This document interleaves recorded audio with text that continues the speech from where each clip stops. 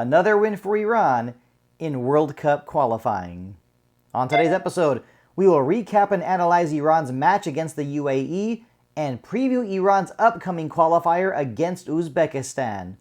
You know the deal, and you know what time it is. It's time for Team Melli Talk.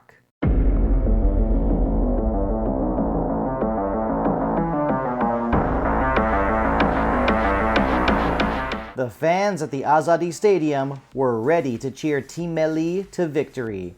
Hey everyone, welcome back to Team Melli Talk. Just want to start off by saying Happy Nowruz to everyone. Wishing you all health, happiness, and of course, more Team Melli victories. Next, make sure to check out our store. We have green Team Melli jerseys, green Team Melli t-shirts, and mugs of your favorite Team Melli footballers, perfect for your morning coffee or chai. Now let's take a look at Iran's starting lineup against the UAE. Getting the start once again in goal, Ali Reza Bayramvand. Now let's take a look at the back line. Mohammadi, Khalilzadeh, Kanani, Hardani. The two defensive midfielders, Goldus and Cheshmi. The attacking midfielders, Mohebi, Gaidi, Jahanbash. And up top, Azmoun. The interesting fact to share, this is the same exact starting backline that Galanoui used against the UAE back in September of 2024. Early in the first half, it was Mehdi Gaidi, Mohammad Mohebi, and Sardar Azmoun creating trouble for the UAE defenders. But after 10 minutes, play would be stopped because of a malfunction with the Azadi Stadium lighting. Yes, the floodlights in the Azadi Stadium. Play would eventually resume, but there would be 29 minutes of first half stoppage time. It looked as if the score would be 0-0 at the half, but Sardar Azmoun headed home a perfect cross from Saman Goldus in the 27th minute of stoppage time. A 1-0 lead for Iran at the half, perfect timing from Azmoun. Iran continued to take care of business in the second half. The UAE had no answer for Team Melli, and Iran got its insurance goal when Mohebi made it 2-0 in the 70th minute. This would be Mohebi's 6th goal of 2026 World Cup qualifying. And that's the way it would end, a 2-0 victory for Iran over the UAE. Starting with the obvious, the man of the match was definitely Mohammad Mohebi. He played hard, he played physical, he was quick on counterattacks, but he also showed that he could be very dangerous when playing up top as the lone attacker. This was a solid win. Iran had a lot more opportunities on goal and also dominated possession. Next, let's talk about tactics, because we saw Iran alternating from a 4-2-3-1 formation to a 4-4-2 formation. We saw Azmoun and Gaidi switching on many occasions. Sometimes Azmoun would be up top as the lone striker, and sometimes he would drop back as the supporting striker. We also saw Mohammad Mohebi switching with Azmoun as well. These different looks definitely created a lot of confusion for the United Arab Emirates, and I liked what I saw because it was clear that the UAE defenders had a lot of trouble with the speed of Gaidi and Mohebi. Azmoun was the focal point of the offense. His smart dummy plays led to Iran's first goal, and another smart play nearly led to a goal for Milad Mohammadi in the second half. In the previous edition of Team Melli Talk, I mentioned that Iran needed to press the UAE, and it was the pressing from Iran that resulted in 6 giveaways from the United Arab Emirates. Paolo Bento and the UAE tried to show that they were playing a 4-2-3-1 formation, but when looking at the starters, we see that Brazilian center back Lucas Pimenta was in the starting lineup along with center backs Khalifa Al-Hamadi and Kwame Alton.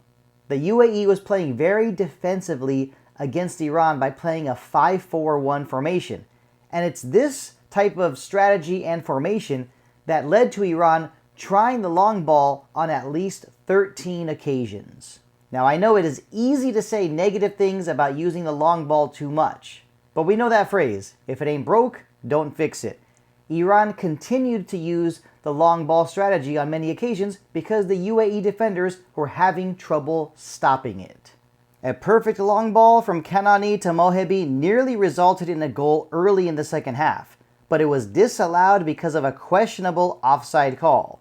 Like I said earlier, this was a good win for Iran, but there were some defensive mistakes that cannot be ignored. In the first half, a really bad pass from Goldus in Iran's defensive third of the pitch nearly led to a goal for Caio Lucas. Fortunately, the shot went wide.